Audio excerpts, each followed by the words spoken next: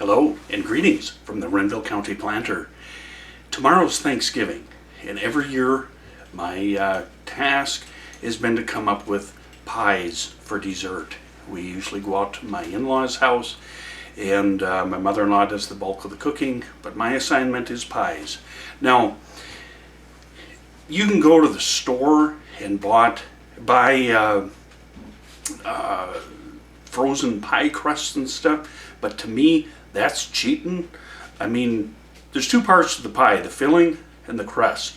You know, you can buy the ingredients and stick it all together in a bowl and pour it into that pre-made crust, but that's cheating. Half the fun is making a homemade pie crust. So the recipe I'm going to demonstrate is out of Alton Brown's Good Eats 2 cookbook. And you know what, I always admired these little old ladies who would make pie crusts. I thought that'd be so cool to learn how to do. And once you get the hang of it, it is really easy. And my wife and my mother-in-law both insist that I make this crust recipe because they really like it, and it ups the flavor of the pie. We'll go over our ingredient list.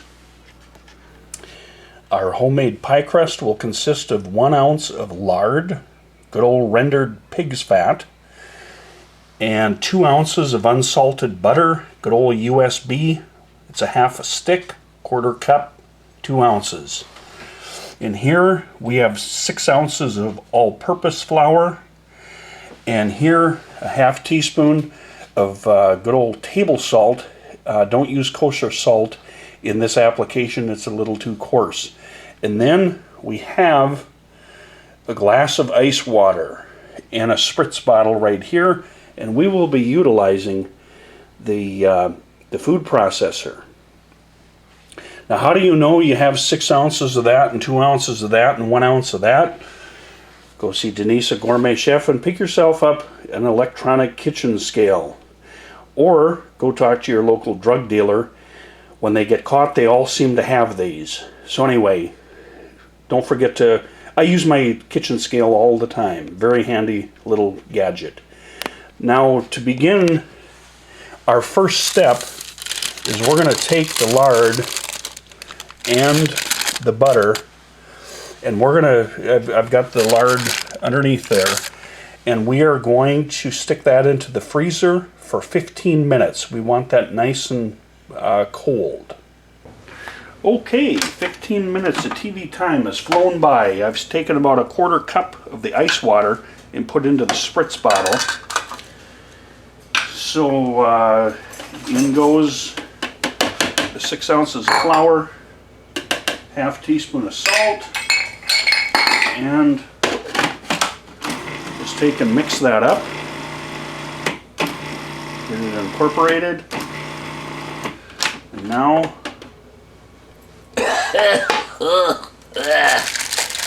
get this little flour in the air. We'll start with our unsalted butter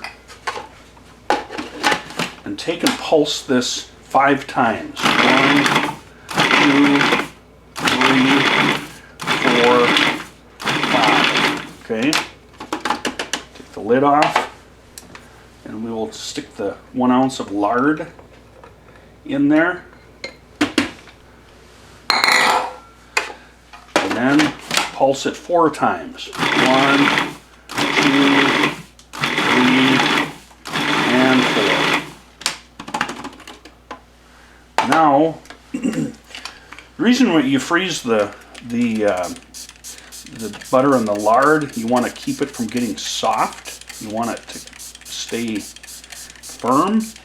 And then by using ice water, you're not making it cold. Or you're keeping it cold. Sorry about that. And then we'll mist it and then do 3 pulse intervals. And then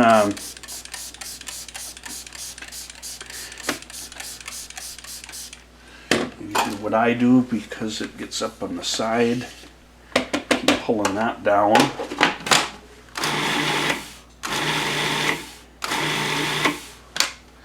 Eventually what will happen is this stuff will start falling in on itself, and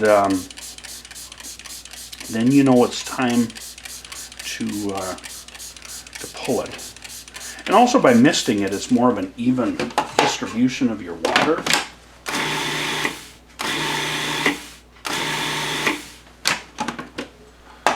Okay, keep going.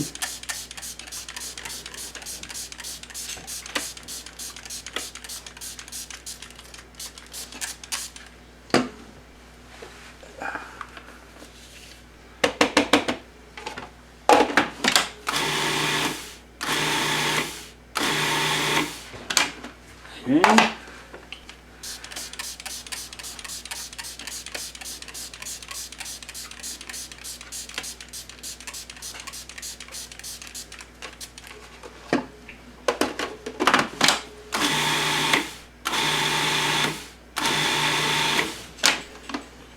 And now you see how it's starting to fall in a little bit?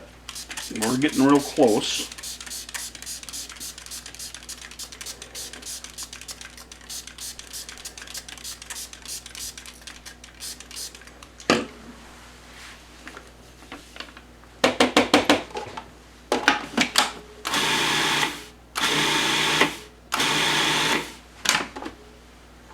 I'm going to go one more time.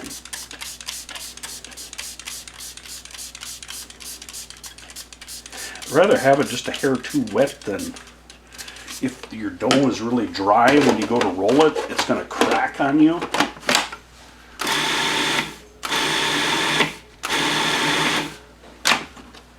That's what we're looking for right there. Okay, we're going to stop right there. Okay. Okay, grab yourself some film day plastique, in other words saran wrap, or as my mother-in-law calls it, something poisonous, sarin wrap.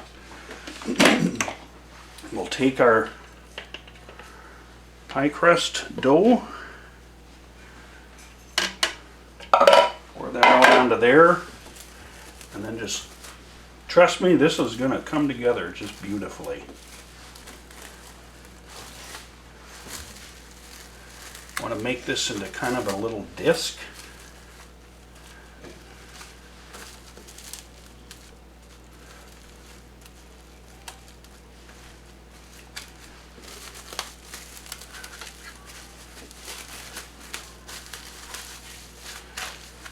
Push down on it and kind of work it into a circle.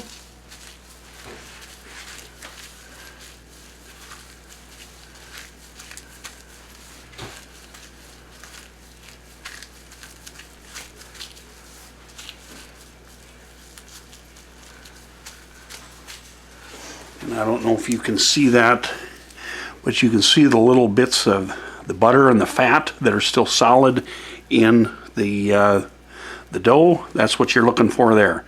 Now this has to sit in the refrigerator for a half hour. Again, you want to keep those fats solid, so we will stick this into the refrigerator. Okay, our pie crusts are resting in the fridge for a half hour. And you know, for all you bleeding heart environmentalist wacko people, you know, reduce, reuse, recycle, please don't count me among you. But we had to use a glass of ice water in the process of making this recipe. And you know, I hate to see that ice go to waste. And we do have a half hour. And I myself prefer a little Canadian Club and Coke, so we will not let that ice go to waste. Okay, we will wait for our half hour of TV time to be done. Okay, half hour of TV time has flown by. Put out a little strip of wax paper, and then take and flour that a little bit.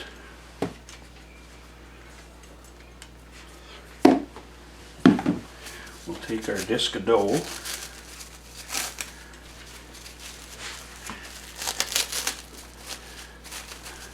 come on,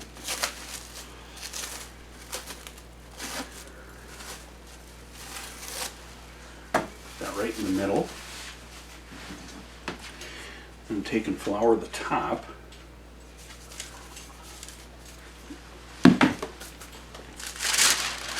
Fold this in half.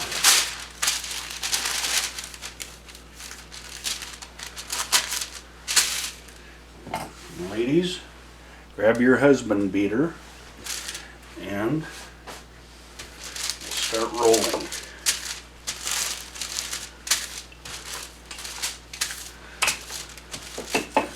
I find it's easier to roll towards me because if you roll, well, yeah, it tends to it slips.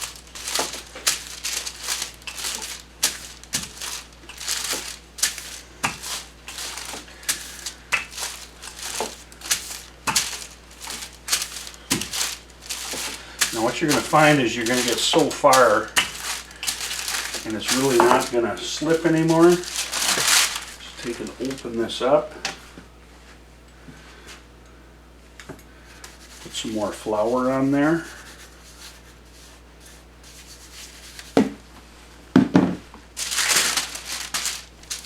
I found cutting board aids in flipping.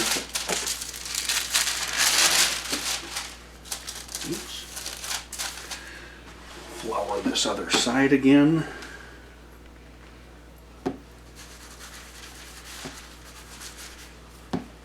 If your dough gets too dry, you're going to get big cracks in it like that. So this maybe could have been just a hair wetter. Okay. And now you'll find it rolls really easy again. Rolling that out. Don't worry if you get big cracks in there, you can always patch it later.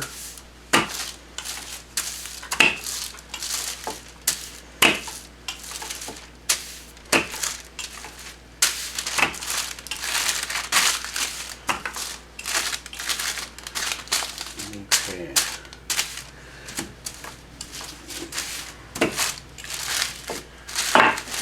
Now, where did I put it? There it is.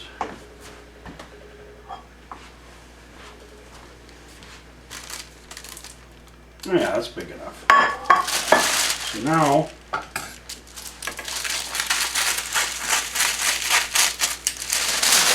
we can cut that off. Now, we're at a crossroads. We have to get this into here. Now, Betty Crocker in her cookbook, she'll tell you to fold it this way and then fold it this way and bring it over to the pan and then fold it back out again. Some people will take their husband beater and then start rolling it on there like that and then roll it out onto that. Well,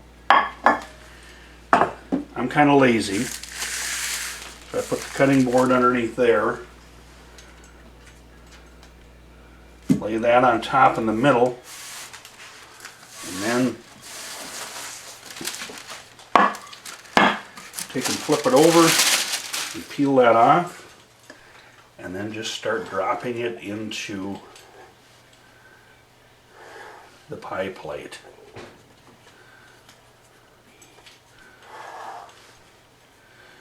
So you pick whatever method you want to get this to go in, and then just kind of work it down into the corners.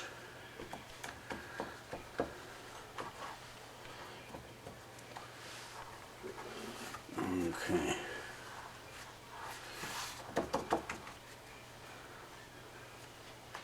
And then where you're a little short, okay, I'll show you what I do.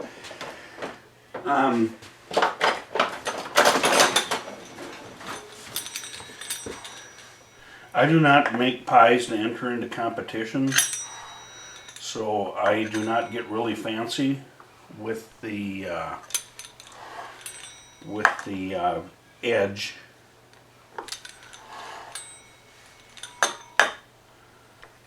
Let's go around. As long as it tastes good, that's all that matters.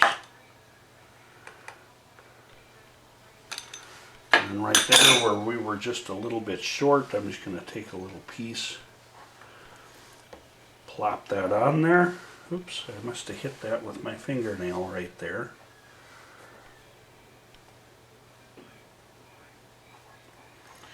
Put a little piece into that.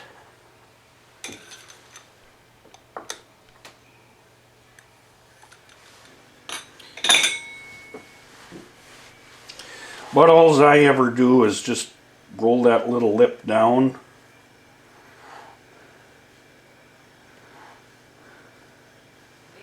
Against the pan. Lay down. And go all the way around and do that. Lay down. Thank you. My wife is upstairs getting after the dogs.